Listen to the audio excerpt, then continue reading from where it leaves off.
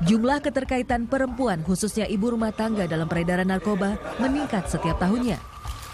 Selasa lalu, seorang ibu rumah tangga di Bandung, Jawa Barat, diringkus polisi karena menyimpan dan mengedarkan narkoba di kalangan pelajar. Ia ditangkap bersama teman laki-lakinya beserta barang bukti 30 butir Inex, 19 butir obat penenang, dan 5 gram sabu siap edar.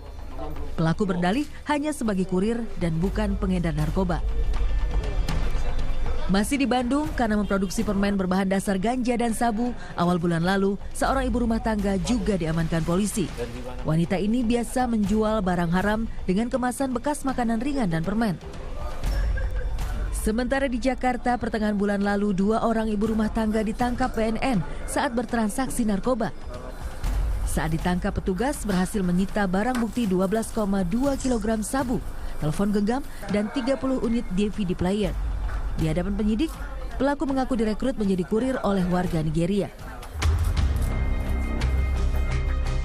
Badan Narkotika Nasional mencatat dari 4 juta pengguna barang haram narkoba di Indonesia, 24% diantaranya melibatkan kaum hawa, baik dalam proses penyimpanan, peredaran, bahkan produksinya.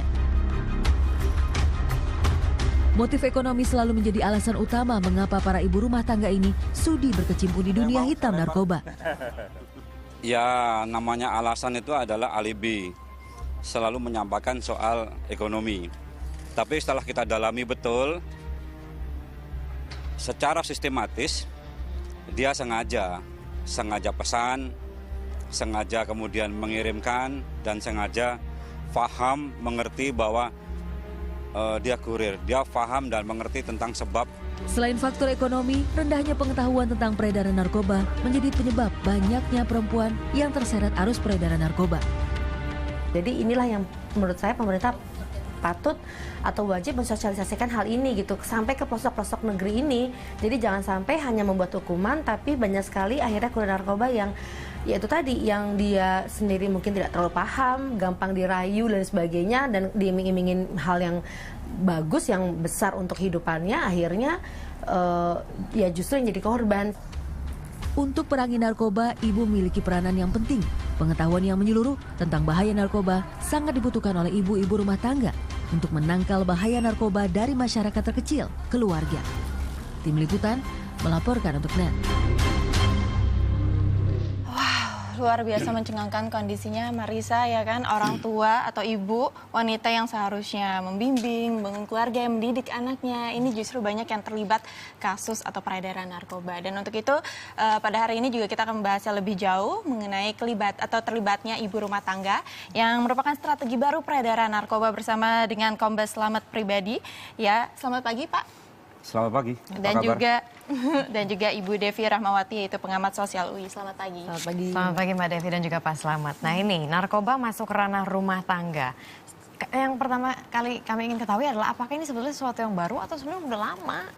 Kalau terhadap perempuan, terhadap ibu-ibu sudah lama ada.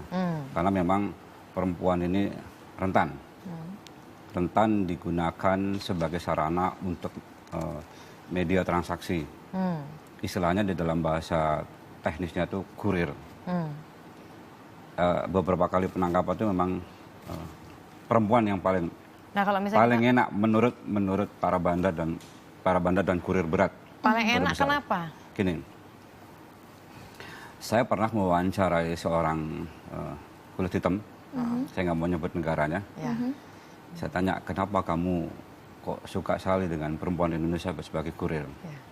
Sekali lagi mohon maaf, jawabannya kok saya juga sakit sebetulnya karena saya punya ibu, juga punya istri perempuan. Dia jawab begini, perempuan Indonesia mudah ditipu. Mudah ditipu. Begitu dia diberi HP baru, tab baru, maka langsung kata orang Jawa kelepak. Tapi sasarannya adalah perempuan-perempuan yang kurang begitu mapan secara sosial dan psikologis, ekonomi. Jadi ekonominya kurang mapan, sosialnya kurang mapan, psikologinya juga kurang mapan. Masuk buk.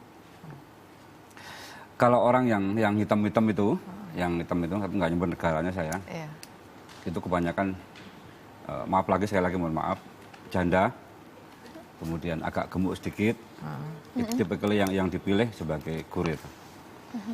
ekonominya kurang mapan, itu yang dipilih. Memang segmen itu adalah segmen yang sangat rentan. Memang berapa persen sih Pak kalau misalnya dari data BNN kalau itu? Dilihat dari kalau sisi kerentanan mungkin sekitar 40%. 40% para pengedar di Indonesia itu adalah perempuan. Dan mayoritas ini karena ekonomi, masalah ekonomi. Satu karena ekonomi, dua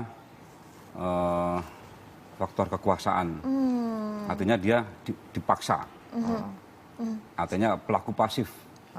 Tapi meskipun dia pelaku pasif, dari sisi teori hukum, apakah dia sengaja atau tidak, kelihatan bahwa itu sengaja. Kecuali memang benar-benar dipaksa, tidak ada pilihan lain, dan ternyata dia memang masih ada pilihan lain, bisa melarikan diri. Lama-lama dia kejebak, tidak bisa keluar dari sistem. Anda sepakat dengan itu Mbak Devi bahwa perempuan Indonesia tuh mohon maaf mudah ditipu? Ya, pertama memang hal yang seperti ini sebenarnya jamak terjadi di negara-negara yang tadi kalau bicara kekuasaan, laki-laki memang jauh lebih berkuasa. Sehingga memang perempuan dalam banyak hal, sebenarnya bukan hanya narkoba, tidak punya pilihan. Nah, ketika mereka memiliki jalan seakan-akan jalan keluar sedikit untuk bisa memiliki harga diri, martabat dengan memiliki pendapatan, lalu juga disimbolkan dengan simbol-simbol tadi kepemilikan barang-barang yang mewah, handphone dan sebagainya, behel mungkin dan sebagainya, itu membuat para perempuan ini sudah merasa menjadi orang yang baru, perempuan yang baru. Nah, walaupun karena kelemahan knowledge-nya, pengetahuannya rendah, sehingga mereka tidak tahu bahwa ternyata ini adalah bagian dari modus-modus ekonomi bawah tanah seperti penjualan narkoba ataupun prostitusi misalnya. Nah, karena kan kita tahu faktanya, datanya World Bank, 70% orang Indonesia itu maksimal hanya lulusan SMP, Mbak. Bayangkan, mereka tidak bisa memahami bahwa orang-orang yang berada di dekat mereka tidak sebaik yang mereka pikir. Itu satu hal. Lalu yang kedua, kenapa kemudian kita mudah dimanfaatkan oleh orang-orang dari luar negeri? Karena kita punya penyakit yang namanya post-colonial syndrome. Mental inlander itu. Betul. Jadi segala sesuatu yang dari luar. Bule itu hebat seakan-akan. Betul. Padahal enggak juga. Betul. Mereka melihat segala sesuatu yang dari luar itu pasti sesuatu yang hebat, baik, dan yang dengan mereka berada di dekat sana, mereka akan menaikkan status sosial mereka tanpa mereka pikir panjang. Ini yang berat, yang membuat peredarannya kemudian semakin merajalela di kalangan menengah ke bawah. Tapi yang perlu diperhatikan, sebenarnya tren narkoba ini kan juga mengkonfirmasi datanya BNN, itu kalangan pekerja juga banyak, yang berarti juga banyak perempuan. Karena memang di era modern ini, manusia modern itu manusia yang harus cakap dalam mencapai standar simbol tertentu. Jadi bukan lagi kebutuhan dasarnya, makan, pakaian dan sebagainya.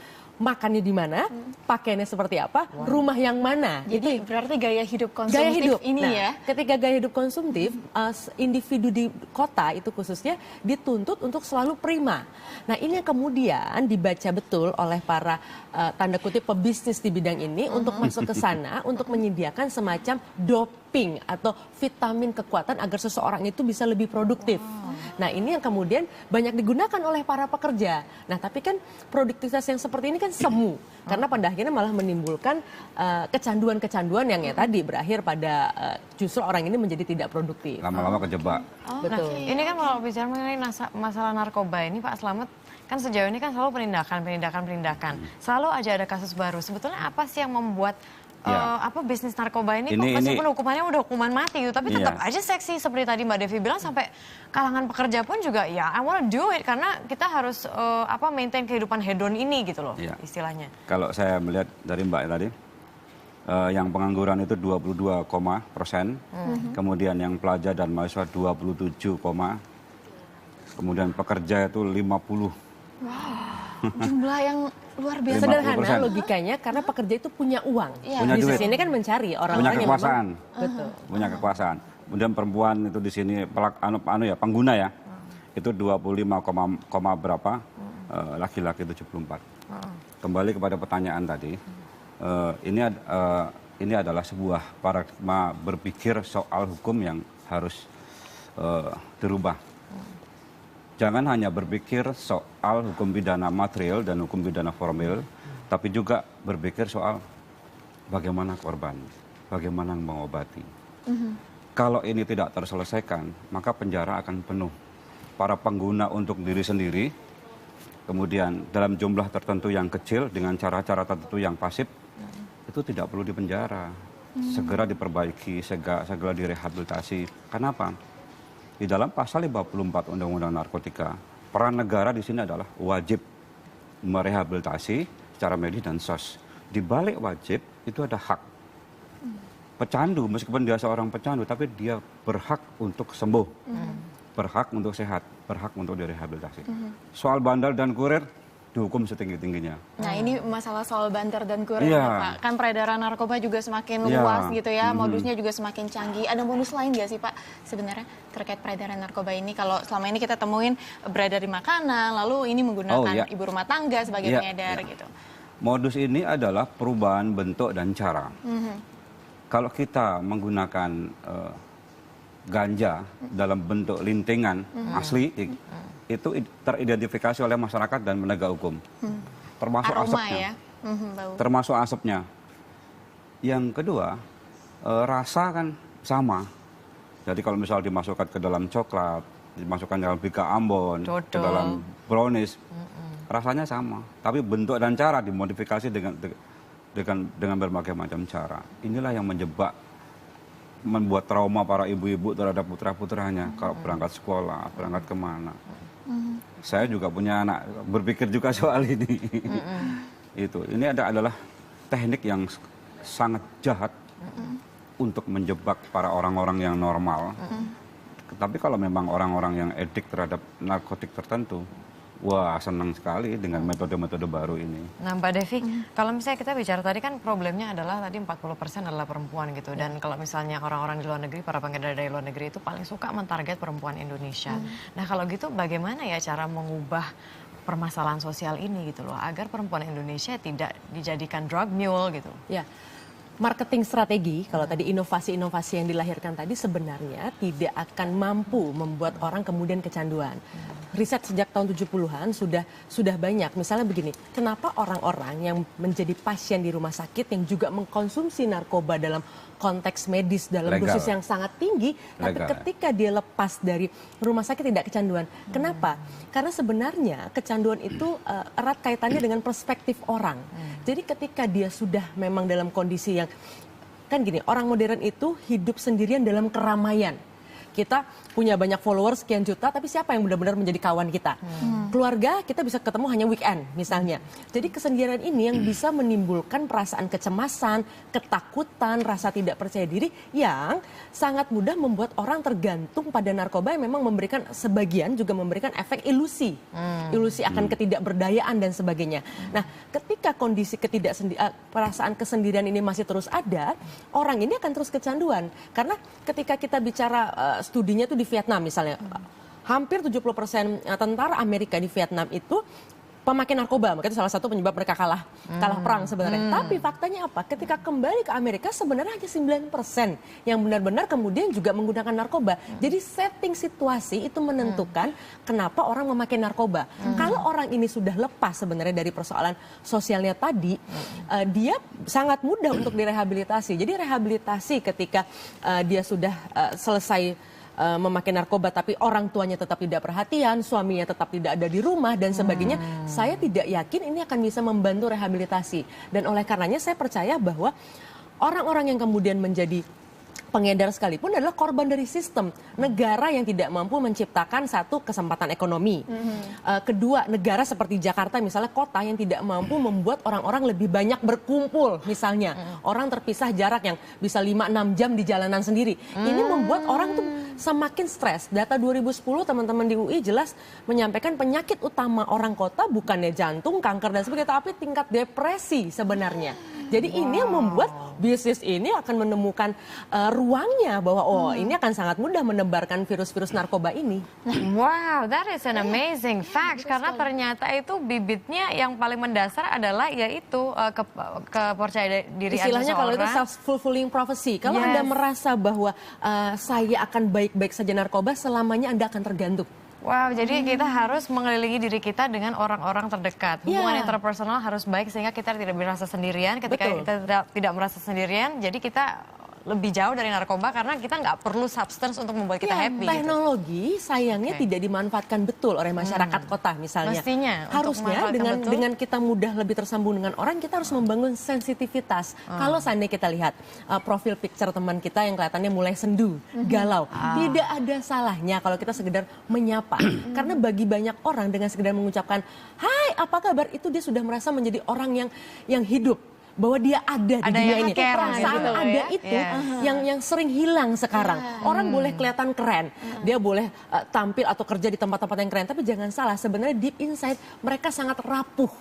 Karena tadi kompetisi ekonomi yang harus mereka menangkan, mereka disibukkan dengan itu, ya tadi semua orang fokus pada dirinya sendiri. Ini juga yang membuat peredaran narkoba menjadi mudah, karena apa? Orang kota punya cara pandang bahwa hidupku adalah hidupku, hidupmu adalah hidupmu, kita jangan saling ganggu. Jadi makanya bisa jadi tetangga kita pengedar atau bahkan keluarga di dalam sendiri pengedar, kita tidak tahu. Oke, thank you. Terima kasih banyak Mbak Devi dan juga Pak Slamet di sini. Ini merupakan fakta terbaru juga karena kita selama ini nggak pernah berpikir ya Amanda, bahwa karena kita selalu bicara kalau misalnya mengenai narkoba ya ada pengedar, ada pengguna, ada rehabilitasi, ada yang masuk penjara, ada yang dihukum mati. Tapi sebetulnya it goes it's something very basic. Kalau misalnya kita tidak merasa sendirian, kita merasa dicintai, maka kita akan jauh dari narkoba. Makanya itu selalu sebarkan kasih antar sesama, care antar sesama. Betul sekali, jadi rasa diperhatikan satu sama lain. Ya kan ini kan kecenderungannya kalau narkoba muncul karena acu tak acu gitu loh. Bahkan tetangga juga nggak tahu gitu kan. Nah, ini penting sekali yang namanya silaturahmi gitu loh Marisa ya. Yes, betul sekali. Real care among all of us. Jangan kemana-mana, usai jeda kami akan kembali dengan